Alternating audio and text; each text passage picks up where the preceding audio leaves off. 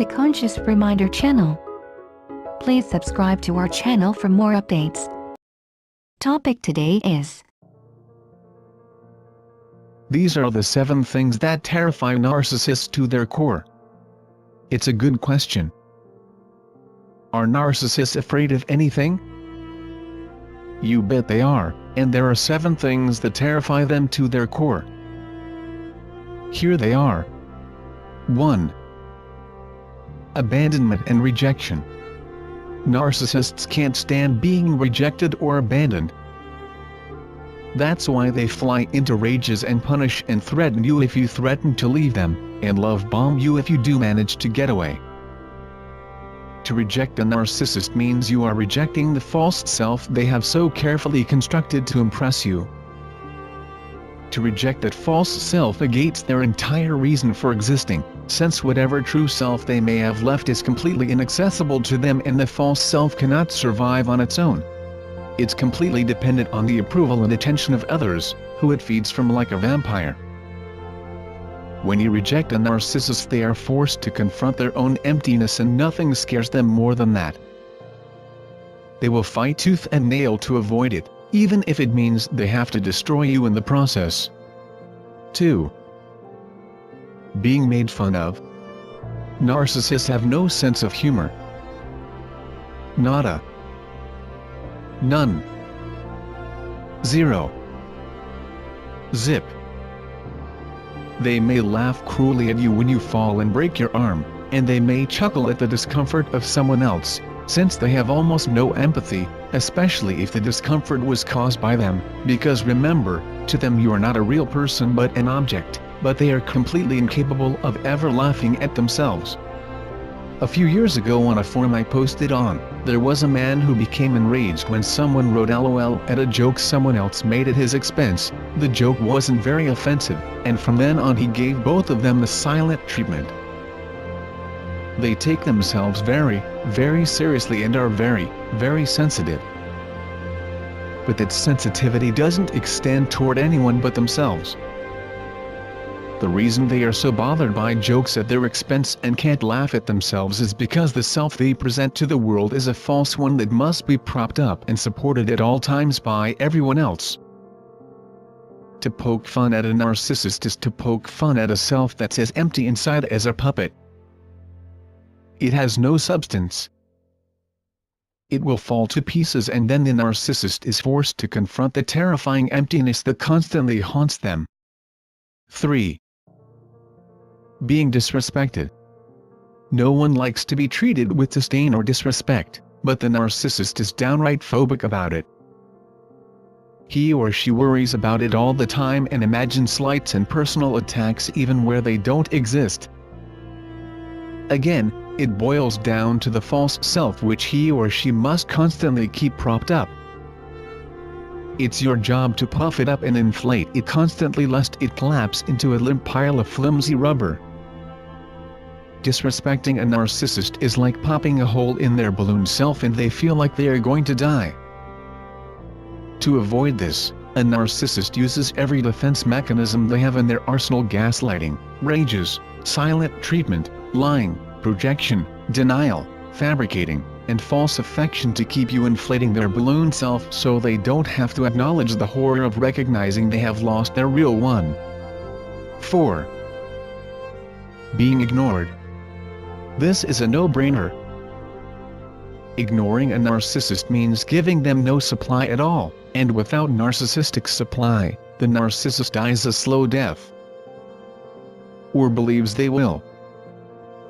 That's why some narcissists would even rather be hated than be ignored. Negative attention is still attention, and at least it provides acknowledgement that they still exist. When you ignore a narcissist, it's as frightening to them as being killed.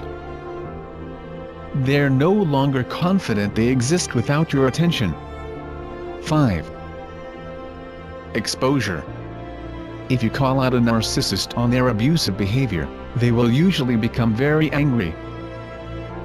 Their anger might be expressed in rage or in more covert means such as the silent treatment or gaslighting you. They don't like to be held accountable for the things they do to others, because that means they have to admit they are less than perfect. It also means they have to acknowledge the humanity of someone else, which they aren't capable of doing. Narcissists are all too aware of their imperfections, but only at the subconscious level, and the way they handle this is to project their own imperfections onto you. So a narcissist might tell you that you are the narcissistic one, or that you are the abuser. They're also good at getting others to side against you, and those people become their flying monkeys. They will accuse you of doing things that they themselves have done and everyone believes them and not you. You start to feel like you're living in a hellish world of smoke and mirrors, where you're no longer sure what's real and what isn't. The narcissist has, unconsciously or consciously, set up this elaborate lie as a massive defense mechanism against being exposed as imperfect and flawed just like everyone else, because being forced to acknowledge their shortcomings is to expose their vulnerabilities, and being vulnerable is incredibly terrifying to them. They blame so they don't have to feel shame. 6. Loss of the trappings of youth and success. As narcissists age, they often grow even more abusive. A very few may improve, but they probably weren't high spectrum to begin with. That's because aging means a loss of looks, career, health, possibly even a spouse, who provides a narcissist with supply, and in some cases even financial solvency. All these things are proof to a narcissist that they still have value and are still admired and respected. Somatic narcissists, who are most concerned with their health or physical appearance, have never developed other aspects of themselves that could be fallen back on when those things begin to go. That's because the false self is a flimsy one-dimensional construct and is incapable of love, true attachment, friendship, and other things that the rest of us can fall back on when we're old and not in such great physical shape or health anymore. If someone has spent their entire lives only concerned with their appearance, once that goes, what's left? Cerebral narcissists, who are concerned with their intellectual ability or business acumen, may be able to hang on to those assets a bit longer, but eventually, their minds may begin to become less as sharp, or they may be forced to retire or reduce their hours working. Having to retire is a huge blow to a narcissist whose entire identity is tied up in his or her career and earning ability. What is left? In both cases, a narcissist experiences an almost total loss of supply, and to avoid the ensuing depression, they'll lash out and attack others like angry dogs. That's why old narcissists are so often cranky and mean. They're also terrified of death, the last thing on the list that terrifies them. 7. Death. Every narcissist I've ever known lives in mortal terror of death. That's because death is the ultimate loss of narcissistic supply. Death means complete annihilation of the ego, and there's nothing more horrifying to a narcissist than that, because their ego is all they are. Personally, I think some also fear hell. They know on some deep level how badly they've treated and exploited others and think they might be held accountable for it in the afterlife.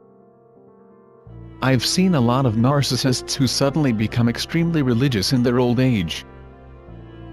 I think that's because they think by being religious, they may be able to ward off any accountability after they die.